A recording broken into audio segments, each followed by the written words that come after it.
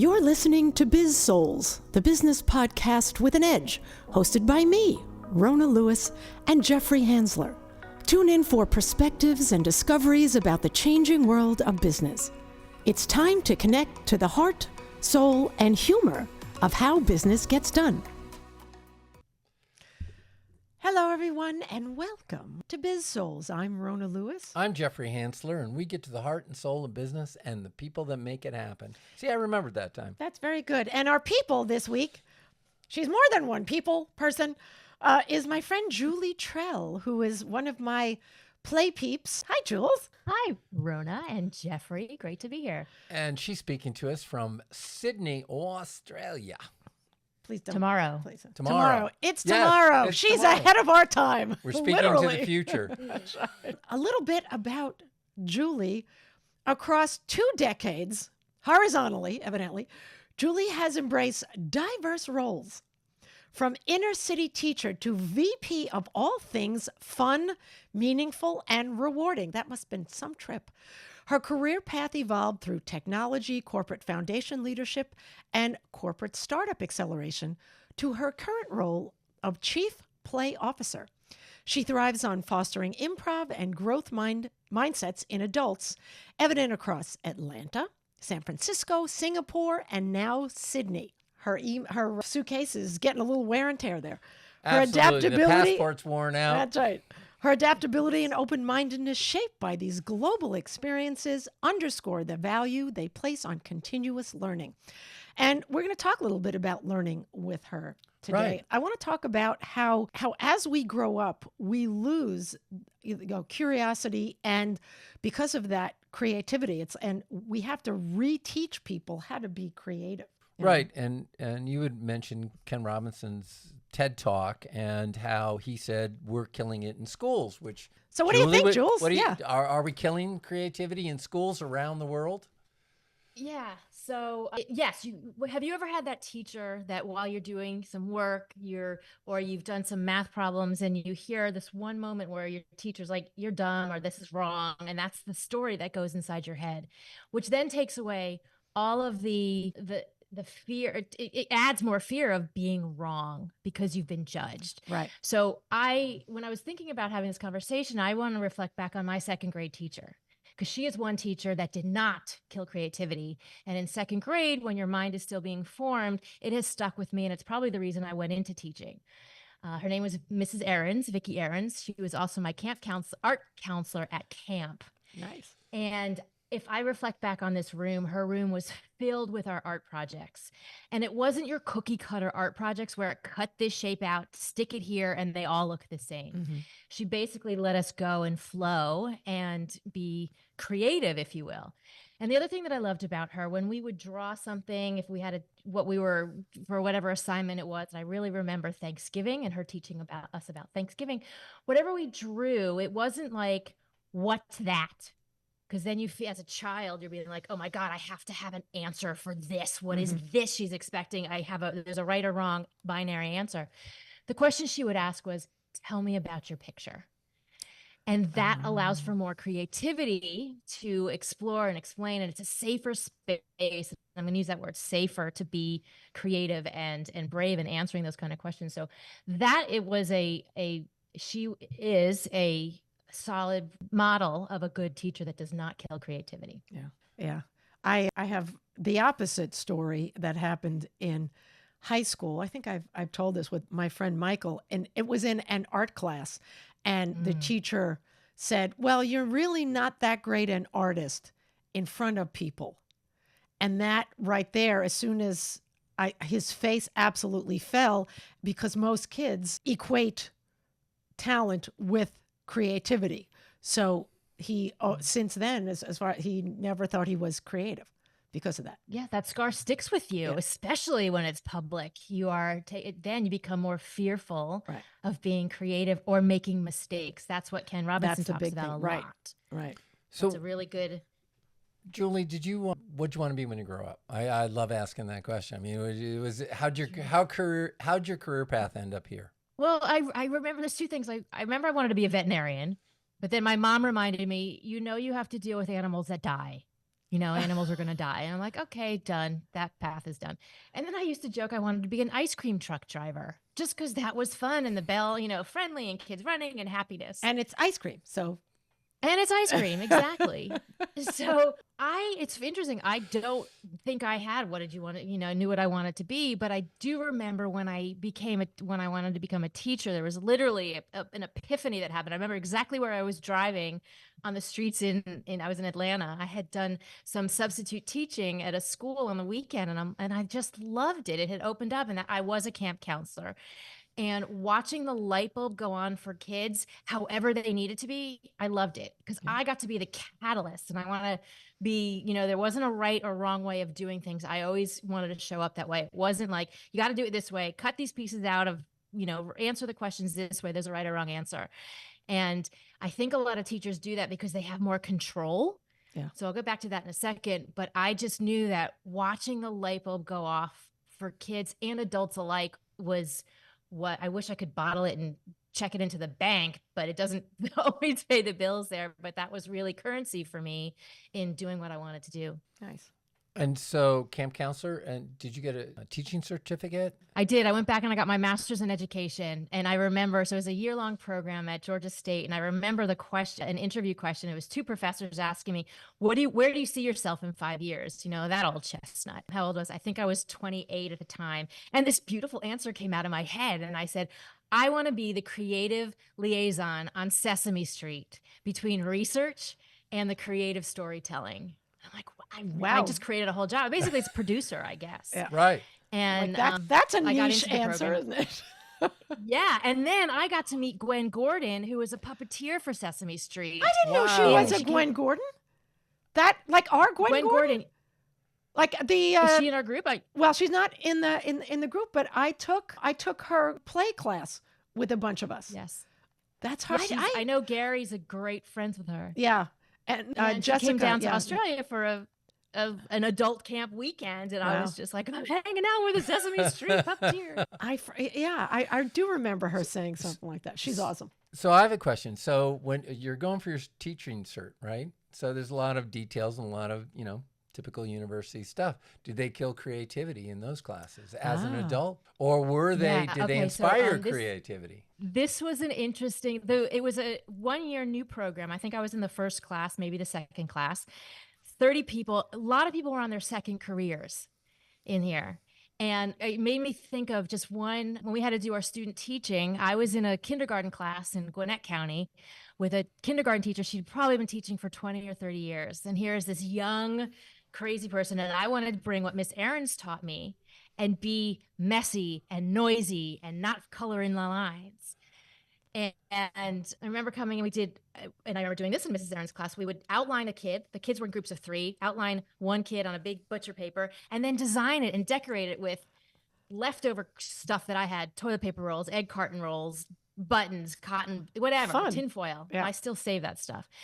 And I could see the teacher. She was like, I'm going to lose control in this classroom, where the kids had such a great time being messy. We were out in the hallways. We were all over the place. And in the end, she was like, wow, the kids really enjoyed it. It took longer to get there, but she knew she had to lose a little bit of control with this 28-year-old teacher that had no idea what she was doing, still learning classroom management. So that was also my struggle too, because I would always follow where the kids wanted to go, the loud kids. And I think the kids might have seen that as I can misbehave or make bad behavior choices. So it was a combination of me learning classroom management and the teacher learning to be more creative or allow a different kind of creativity after teaching for 20, 30 years. Yeah. So did they kill creativity? I mean, I'm listening to the positive ones where I was able to flourish and be creative. Some didn't. Most kept creativity alive or a lot, and some didn't. And credit to one of my professors that was saying, this is going to be your classroom. You shut the door and you do what you need to do. Again, more permission. You do what you need to do to meet the curriculum standards and the levels. So, truth be told, first year teaching, and I was in inner city Atlanta, it was hard to do both of those, to be creative, maintain behavior, and meet all the curriculum objectives. Yeah. I was also a counselor at camp, and I got in a lot of trouble I was not asked back because I let the kids have fun. That was not standardized. And, and I was young. I was like 21, 20, 22. You were, 28. And that was, and you had a master's. I don't have a master's. And I think any kid in any circumstance needs to be allowed to go a little wild, I think it helps with their self-confidence. Right. Don't you, Jules? It'd be fun to find some of those kids that were there that may have been labeled, again, that label of bad kids. Mm-hmm. I always tried to change it as kids that were making bad choices. So if Yeah. you reframe that, and also there's another one is setting expectations higher, they will reach it. But if you're saying, oh, these kids are bad kids, they don't know what they're talking about, they're going to meet that bar that you've told them where they're at. Right. I think it's a battle going on. I remember, so in sports always had a big impact on me. And in sports, the coaches I remember, the coaches where I had the most fun, the coaches that had the best teams were always creative, or at least there was a creative coach there at all levels. And I can remember those coaches that gave us, and the creativity was a chance for us to try something. Could I do this? Can I do this? How about I try this? And they'd like, yeah, let's take a whirl. Whereas other coaches were, nope, this is the way it's done. This is what you have to do. This is where you shut down, all the different things like that. And then Ken Robinson in that TED Talk says it's a battleground. I mean, he didn't use those words. I'm paraphrasing. It's a battleground, and the deck is stacked against creativity. Right. And he said now things are changing, because if you had a degree, 10, 15 years ago, you were golden. Now you don't need a degree. Right. I mean, it's becoming, not as useful. And then with AI coming in, all those rote tasks are being replaced. So creativity is really going to be of high value to organizations. Well, and that's what a lot of CEOs are saying that they need now. Yeah. And Jeff, I want to go back to what you just said about the coach that said, yeah, let's give it a try. It was creating a safe space. Right. It was okay for them to try and make a mistake. So it has to do with that teacher, with that manager, with that CEO that is willing to be okay with you taking a chance. Right. I mean, we talk about engagement in a classroom, and getting engagement means getting their input. And I've never, ever had a coach in high school or college go, or in high school football go, hey, here's the deal, guys. You guys make up a play against this team. You make up your own play, you work it out, and if we're 2 touchdowns ahead by the third quarter, you can run that play. I mean, that would have been the whole crew. I know, just from the personalities of the people that were on the team, we would have gone nuts. We would have walloped teams because of that, and it would have done more than yelling and screaming and everything else. So it really is a way to motivate, and now you do that with corporations. You're bringing play to corporations, and I know Rona brings play to corporations. We coach each other. We do. We help each other. Yeah. We talk to each other all the time. We ask why a lot. Why are you doing it that way? Yeah. Rather than, no, that's not the way you should do it. Yeah. So how are you? And we uncover a lot, that why question. Why are you doing it that way? And I remember that one moment, Rona, we were like, why aren't you doing this game? Well, because everyone knows it. And we said, you sure everyone knows that game? We know the game. That's right. And you're like, yeah. That's a good point. That was a good point. That's why we have the brainstorming sessions to help with our creativity, because we play. Yeah, I mean, I work on staying open and curious all the time, because I have to push that standardization out of me. I am so aware of it, and there are times when I judge myself, and I think we all do it, where it's that's a stupid idea, or no, it'll be whatever it is. And then I have to take a step back, and I'm like, well, how do I really know? I don't really know. So let's give it a shot. Yeah. Right. That self-talk. I'm not creative, because they had that art teacher. That teacher's like, this is not right. Right. And, being able to be prepared to be wrong we don't have enough of that. You'll never come up with anything original. Yeah. If you're not willing to take that chance. Yeah. I love the activity that Gary Hurst, I'm going to name drop here, Gary Hurst does, where he has people walk around the room saying things, sharing things that you love, with another person. And then he says, stop, now create a business around the 2 things that were just shared. So that's all about creativity, is coming up with something that hasn't been matched together, if you will. Right. And the giggling, my favorite part is doing facilitation is the giggling and the laughing. Those are the light bulbs that have gone on. Of course. I mean, how many things can you come up with that, an elephant and a pencil, go, and there's no wrong answer. That's exactly. There's no wrong answer. And it's just so much fun. And if people don't have to do it if they don't want to, because we talk about forced fun, and it's just, and everybody loves it. Stuff like that, just because. So go ahead. Well, that forced fun thing, that still catches me. I mean, you've been talking about it for a while. It still catches me because there are a lot of times when I'm in a, if I'm thinking about something or I'm in a problem-solving mode or I've got scheduled to get stuff out, and then somebody goes, let's have a fun session that you need to be part of because we're in a different stage of a program or something else. Yeah, it feels like forced fun at the front. I mean, to get started, to get somebody to switch gears. It's like, well, it depends. I think a lot of people want to do it. They don't know how, was it Jan Keck doesn't use the word icebreaker. He uses ice warmers because he's like, icebreaker is really harsh and people can't go from 0 to 60. Yeah. We say I've used fire starter, but then stop doing that after the fires in Australia. If you don't want to get blamed for anything. Why not? Yeah. Why not? Let's keep doing it. Welcome to they're Pleasanton. called eye openers. Yeah. But also to your point, to both your points, is having the right facilitator to do that. So again, the teacher, the facilitator, the moderator that is not going to kill the creativity is creating that safe space for people to show up brave, to use Brene Brown. Yeah. And that's important. Yeah. I mean, there are tons of books that have games, exercises, and I don't always like to use the word games because that connotes winners and losers, and you don't always want that. But exercises, activities that, it says use one of these for teamwork. And, an HR person who doesn't necessarily know their butt from their elbow, I'll say it, their ass from their elbow, will just kind of pick, okay, this one looks easy. I don't need any extra anything with it, any extra paraphernalia. I'll do this. Well, right. How do you know it makes sense? Who are you dealing with? What's their personality? And there's a lot more that goes into it. And to bring out, yes, and the debrief. So it's not just fun for fun's sake. That's where it's really important. Why do we just do this? And how does it connect with your everyday life, in your meetings, with your customers, with your teammates, with your kids, to tying all those things together.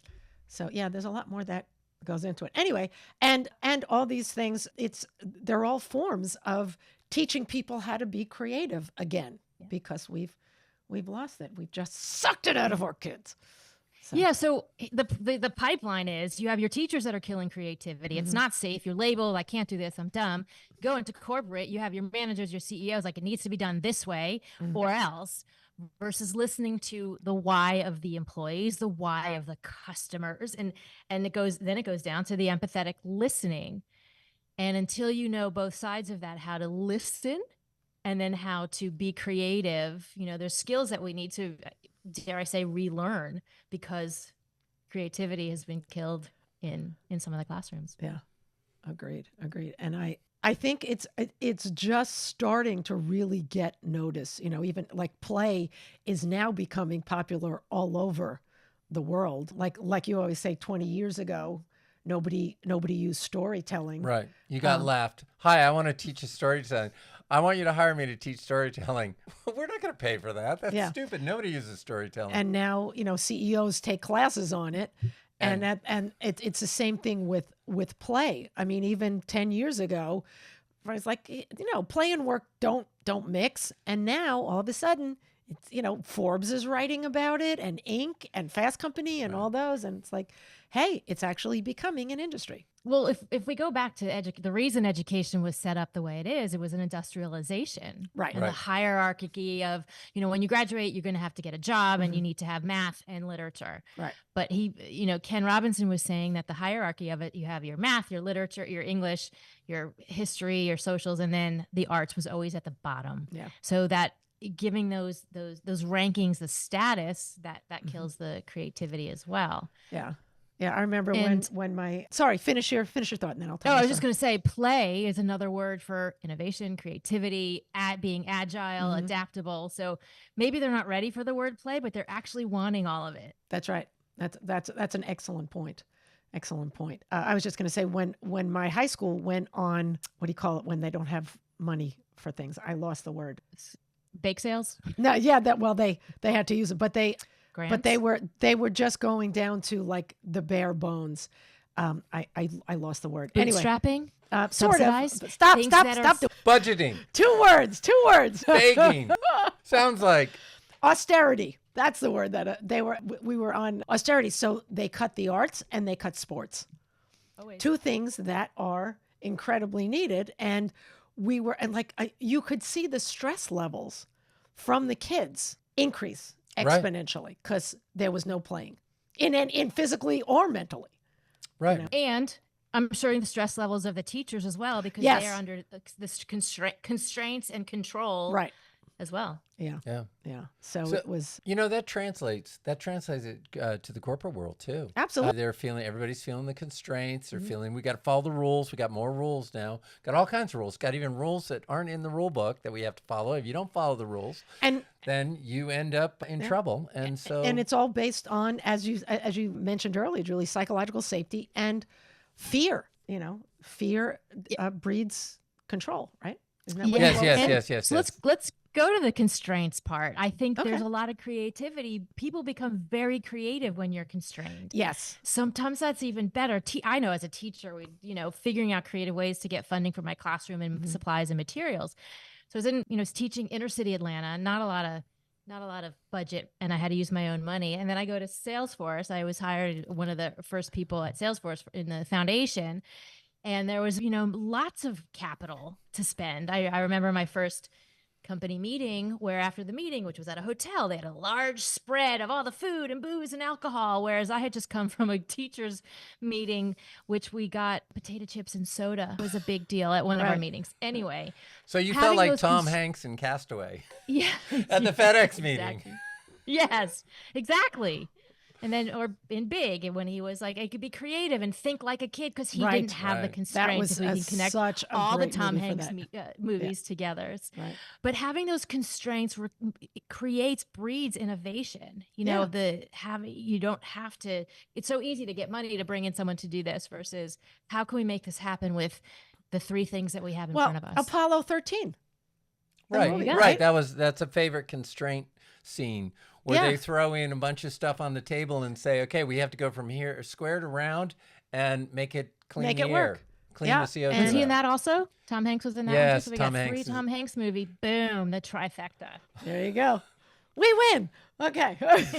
Tom Hanks is personally on a 6 degrees roll of separation to bring creativity back to the world. Indeed. He's a good example. Him and Sir Ken has inspired. That's right. That's right. Now Tom has to do a TED Talk, and he'll be perfect, more perfect. Only if they give him a script. No, okay. No, anyway, so I just it all boils down to, I think, realizing that, just from my viewpoint, someone who wasn't in education, it's like, trusting kids to understand what they're getting into when they're allowed a little bit of freedom, and not allowing the teachers to suck it out of them. Maybe it needs to be in their curriculum when they're learning, when the teachers are learning. And I think it would be an interesting experiment to do, to reach out to some of these kids that had those teachers like that and where they are now and what they would do different, especially if they are parents now.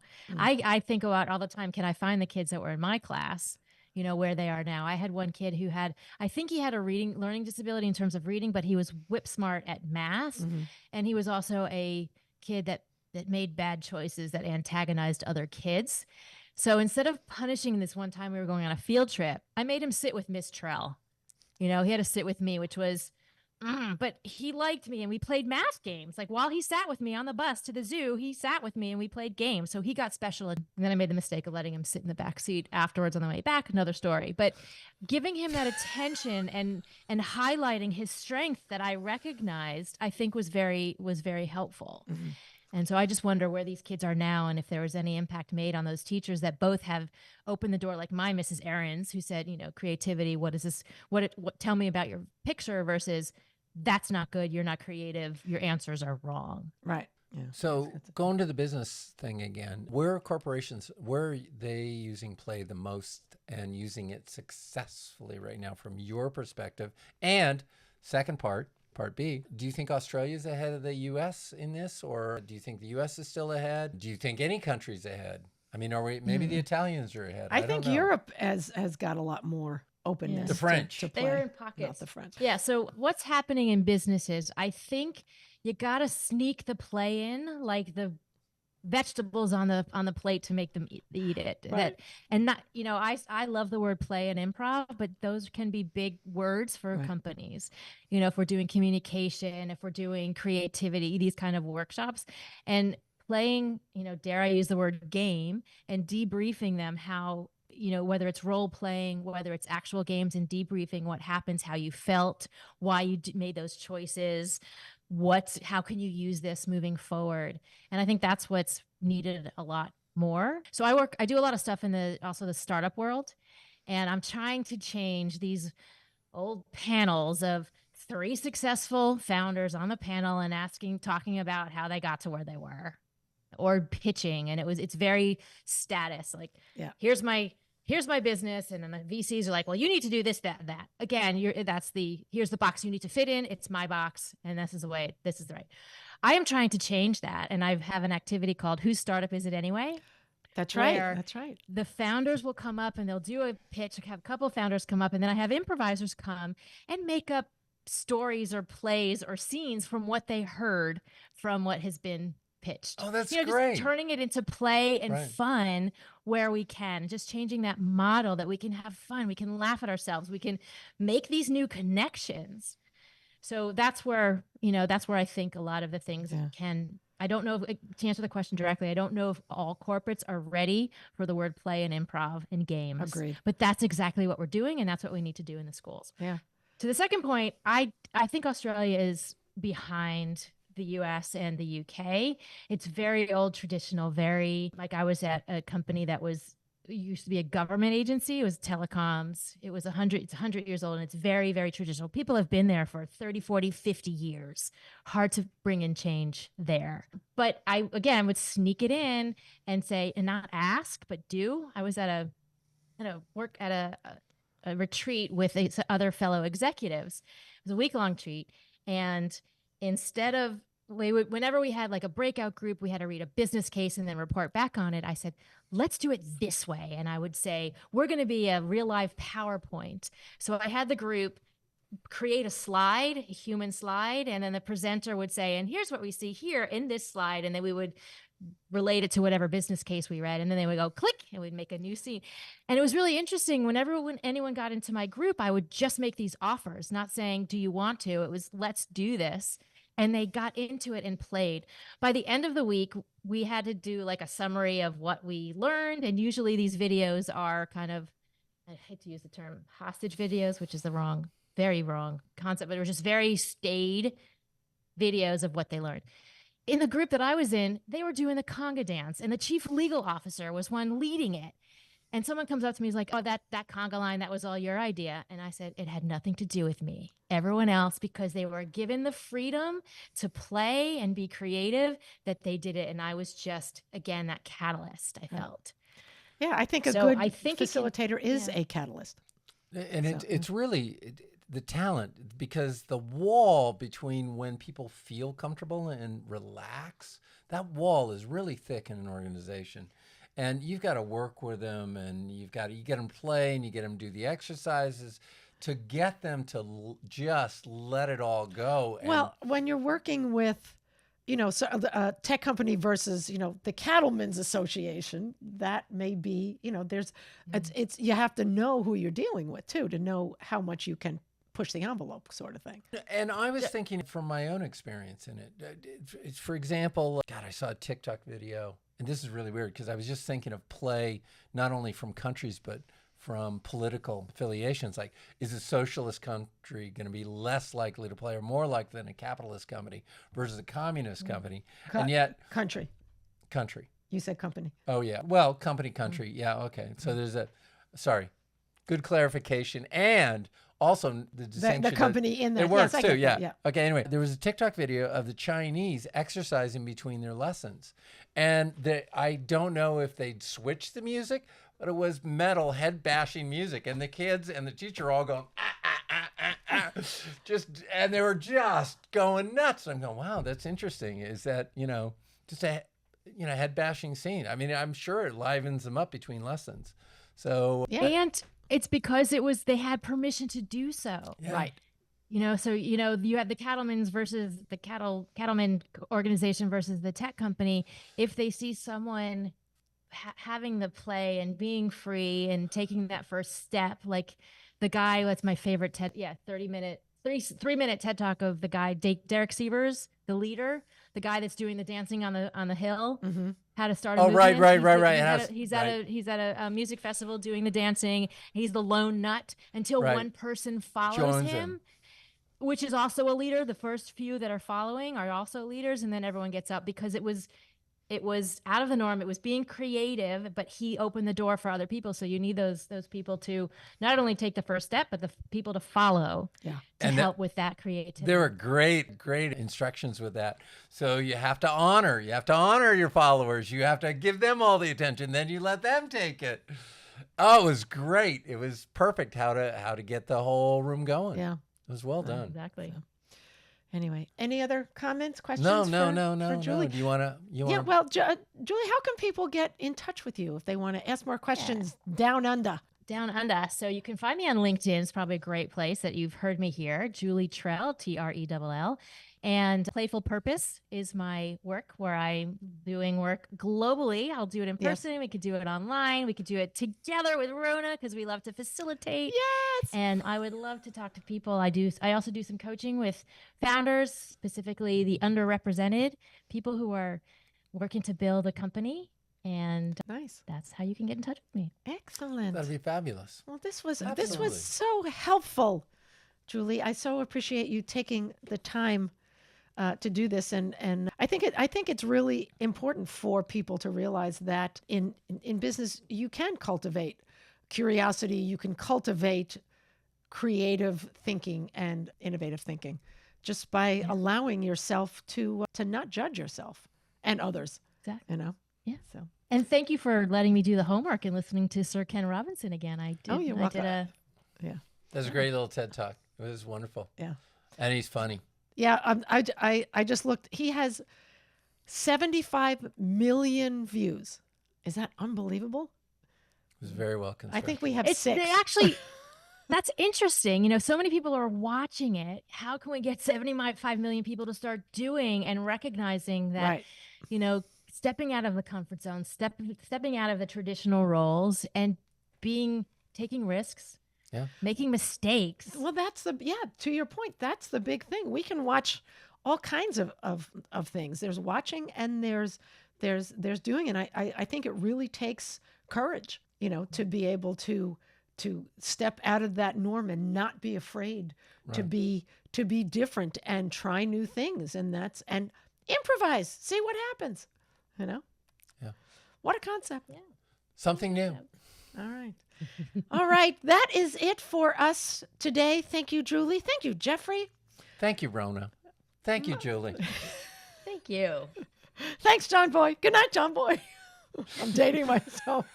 All right. That's it for us. I'm Rona Lewis. I'm Jeffrey Hansler. And this has been Biz-Souls. We'll see you next time. Thank you. You've been listening to the Biz-Souls podcast with your hosts, Rona Lewis and Jeffrey Hansler. Did you have fun? Subscribe, rate, and leave a review. It's very much appreciated. Talk to you next week.